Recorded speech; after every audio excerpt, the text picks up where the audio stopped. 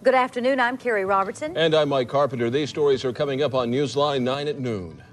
I'm Gan Matthews at the state capitol, where law enforcement officers speak out against a bill that would allow Oklahomans to carry concealed weapons. I'll have a live report. Some local United Auto workers may walk off the job. And Fire Captain Benny Zellner recovers from more surgery. An update on his condition and more coming up. Oklahoma District. My new shirt feels good. Up and away. Even though unreported stains have a way of slipping into your wash, they can't get by Biz. Crunchers are different.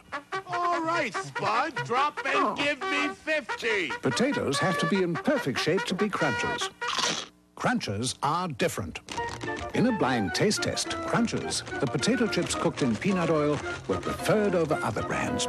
Crunchers are different. Crunchers potato chips in original. Zesty jalapeno. Or mesquite barbecue. Crunchers are different.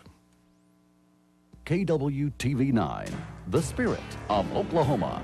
Now, Oklahoma's news leaders, Mitch Jelniker, Kerry Robertson, and Gary Lezak with the weather.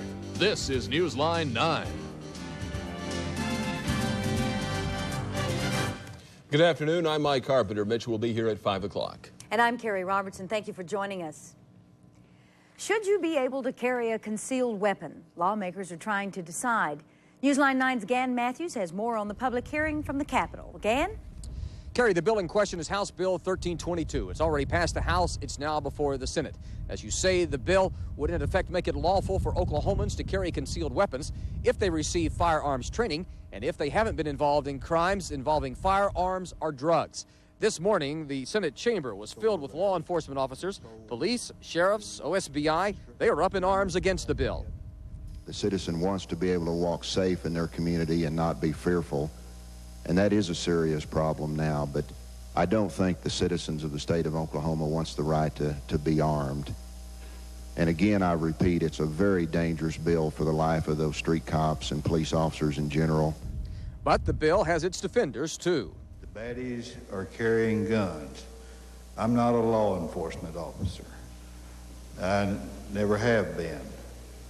But if I was a law enforcement in a dangerous situation, I would rather have somebody on my side with a gun than somebody against me with a gun. This exchange of views was designed to be a sounding board for senators so they could get input regarding the bill.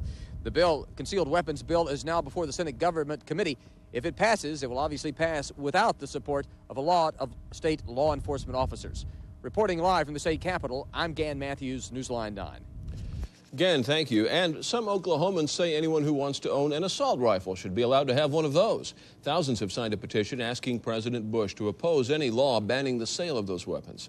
An import ban on assault rifles has caused prices for the guns to skyrocket. A weapon that previously sold for about $500 now sells for about $2,200. Employees of Gulfstream Aerospace Technologies decided this weekend to back their union leadership in a strike if it's necessary in negotiations with the company.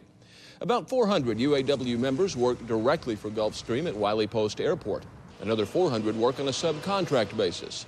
Their contract expires today, and negotiations are hung up on several issues. This strike vote is a tool for the bargaining committee to go back to the bargaining table Monday and say, look, our membership is backing us up. Company President Bob Buckley says Gulfstream has gone about as far as a money-losing operation can go. If we had the money in the bank, we would be sharing it. We don't. We have a faith that we'll become profitable. When we're profitable, we'll share that profit. The two sides are arguing over more than pay, though. Benefits and working hours are also in dispute. Gulfstream was converted several years ago from a maker of airplanes to a maker of parts for other airplane companies, but it has yet to turn a profit. Buckley says a strike could cause its clients to lose confidence in Gulfstream. What caused a cargo plane crash Saturday which killed a Del City man? It's a question FAA investigators are looking into. They've recovered the cockpit voice recorder and the flight data recorder from the wreckage and have sent them to be analyzed. Investigators say Captain Gerald McCall of Del City and Thomas Johnston radioed on an in-flight emergency just moments before the plane went down. The DC-9 jet was on its way from the base in Carswell to Tinker Air Force Base. A team of doctors spent more than 4 hours yesterday working on Captain Benny Zellner's legs, back, and lungs. Zellner is still in critical condition after being severely burned 2 weeks ago in a house fire. Doctors say his burn wounds are doing well, but his lungs are still causing problems. Their work yesterday will make his breathing easier and will help him process oxygen more efficiently. But Dr. Silverstein says Zellner is still in worse shape than he was last week, and statistics give him a 10% chance of making it.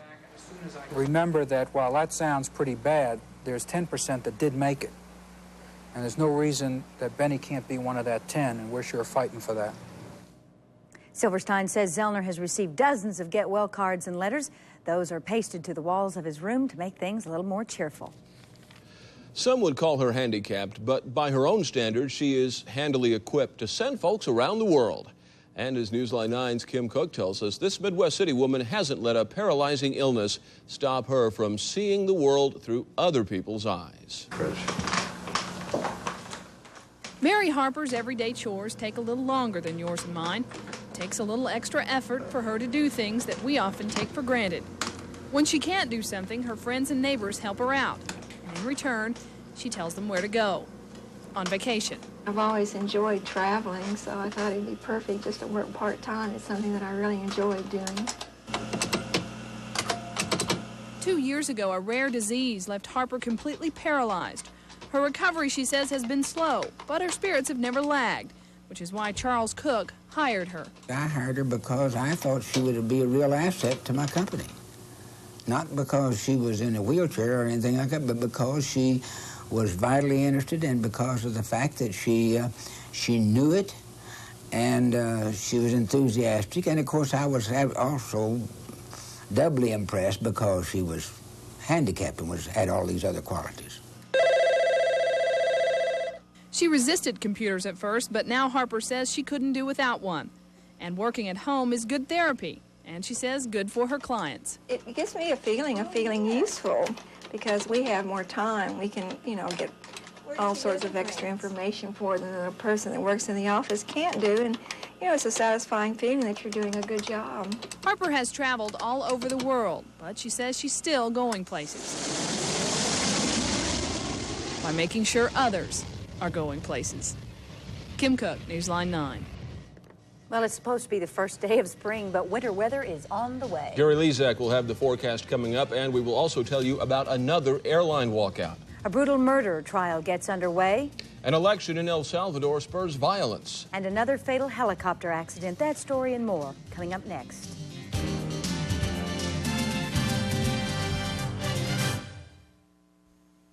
In the past few... Graham. We're here for life. Soak it, squeeze it, twist it inside out, then just fling it. Why don't you bring it? Only one paper towel really asks for it, because it's towel enough to take it. Viva. Take it, shake it. Viva looks, acts, and feels so much like cloth, it begs to be worked over. So tear it, don't spare it. Let Viva prove that it's the one for you. Viva, towel enough to take it. Another airline walkout, and this one may directly affect Oklahoma City. Flight attendants of Continental Airlines, another subsidiary of Frank Lorenzo's Texas Air, have gone on strike. Continental has flights to and from Oklahoma City. It's not known yet how they'll be affected. The airline says it expects service to continue without interruption. Mike? The Defense Department has lowered the official death toll from the latest Marine helicopter crash in South Korea. It says now that 19 Marines died in the crash, not 22 as reported earlier. It was the second fatal helicopter accident in 4 days as Marines participate in joint maneuvers with South Korean forces. The cause is still under investigation, but it happened in an area where shifting winds are known to have contributed to crashes in the past. A British government warning about a possible bombing of a Pan Am airliner was not mailed, a government source says, until the first of the year, 9 days after the bombing of Flight 103, even though the warning was written December 17th. London newspapers reported over the weekend that authorities had even been tipped about how the bomb would be planted, hidden in a cassette recorder. One newspaper has linked the bombing to a Libyan terrorist known as the Professor because of his extensive knowledge of explosives and electronics. British environmentalists are warning that a container of pesticide could cause what scientists call a marine Chernobyl. The container was lost in the English Channel a week ago when a Panamanian freighter sank in a storm. Heavy seas have delayed the search. A London researcher says if the container breaks open, the pesticide could cause an environmental catastrophe for the next 20 years. In El Salvador, a right-wing millionaire is claiming outright victory today, saying no runoff is needed in the presidential election. The U.S. Embassy is saying his claim is probably correct. Dozens of soldiers and rebels were killed in Election Day gun battles. Juan Vasquez has this report. It's not official yet, but businessman Alfredo Cristiani of the ultra-conservative Arena Party claims to have won the presidential election.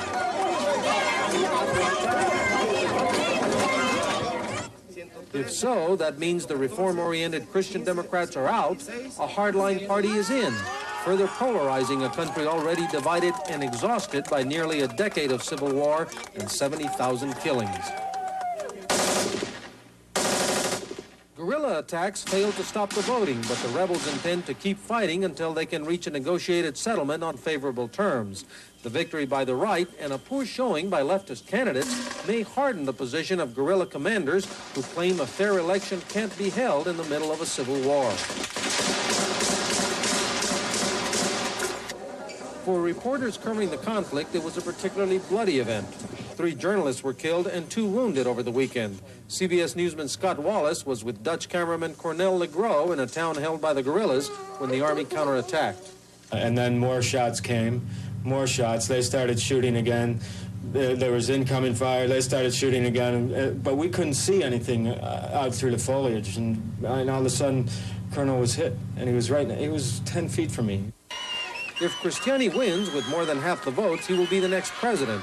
Otherwise, there will be a runoff with a candidate of the Christian Democrats.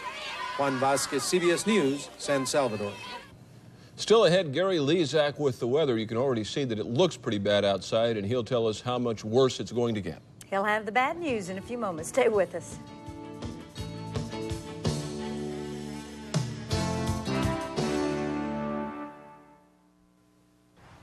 We're involving charge. You get 90 days, same as cash year-round at Mathis Brothers, 3434 West Reno.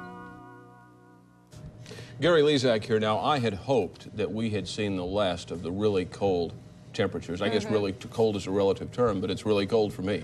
And I had hoped so, too. You know, winter ended this morning, but Mother Nature didn't think so, so we still have some winter weather here. Well, maybe this is the last one. Does that sound good? Certainly Yes, does. that sounds real good, but we won't hold our breath. Not in Oklahoma. Well, let's check it out. We have had an interesting situation this morning. A cold front moved on through. Temperatures have dropped quite a bit. It was 70 degrees quite early this morning, but now we're down into the 40s. Let's check it out right now. Our temperature at noon, 49 degrees. The wind, oh my, north at 33, gusting to 38. That makes it feel like it's in the 20s outside. A little cold. Humidity is 86%, some drizzle is falling, and the pressure 29.90, and it is rising. On radar, we do have an area of precipitation around the central part of the state. Most of this is light drizzle or very light rain, and it looks like it will continue for a few hours. And precipitation is so light, we're not picking up some of the precipitation falling in other areas of the state, although it is extremely light.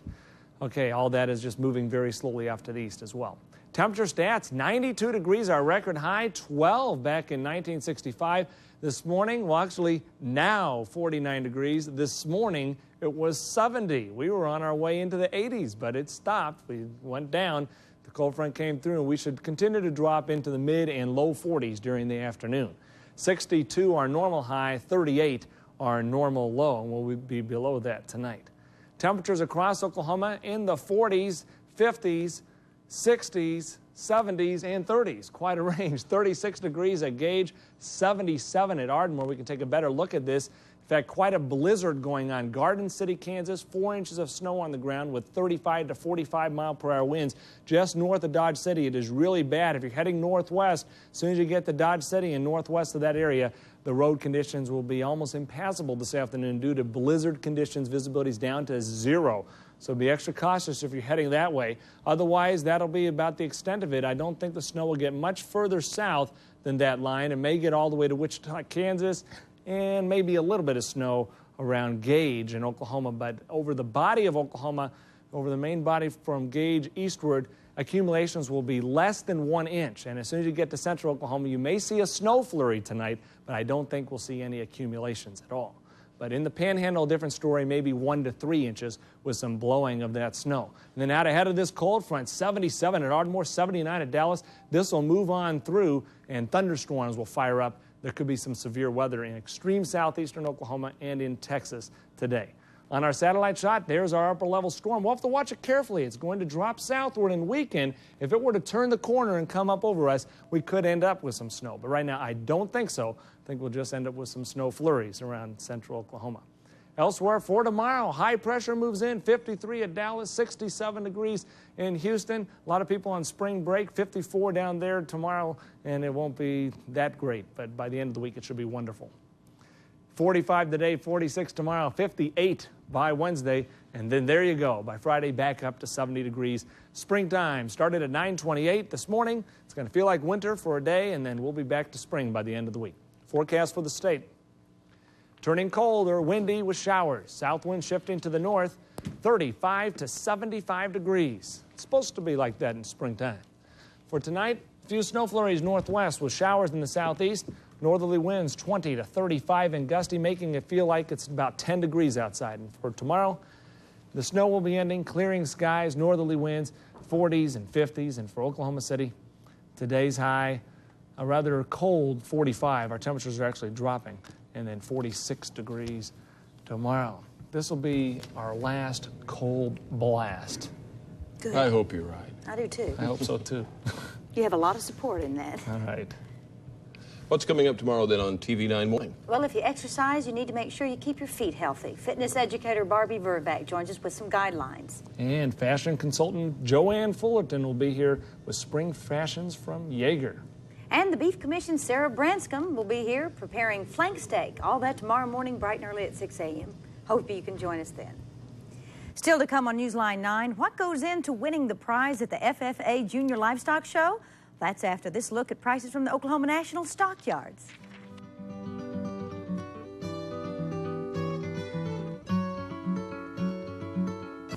You know, our forefathers present you on a contingent fee basis. That means all you pay is costs. You don't pay legal fees unless you recover, and then you only pay a percentage of what you do recover.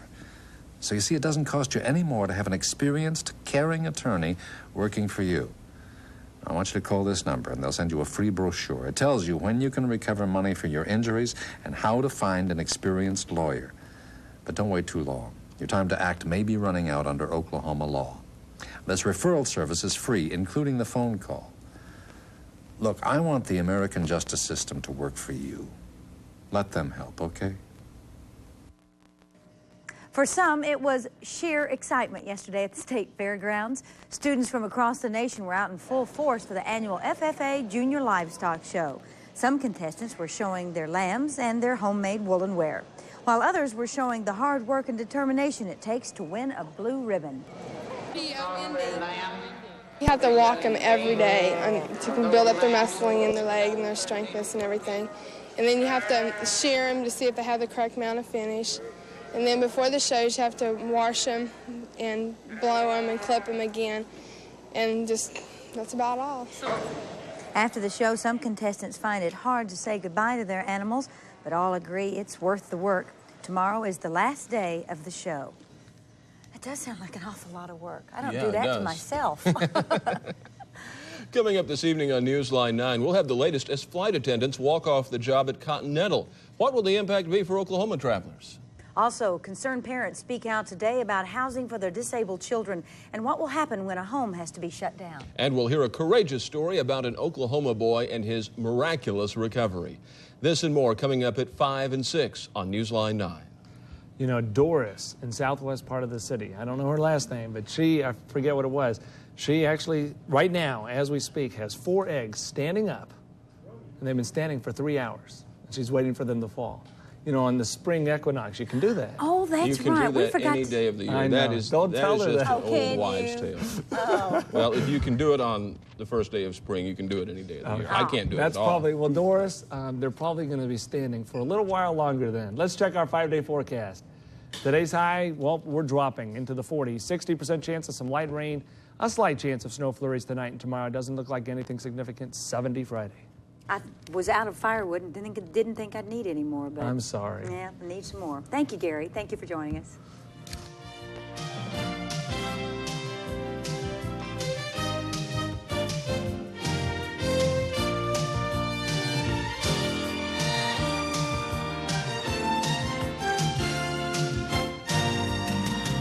Hairstyles furnished by Salon One. Newsline 9 is the #1 rated newscast in Oklahoma. Just for me,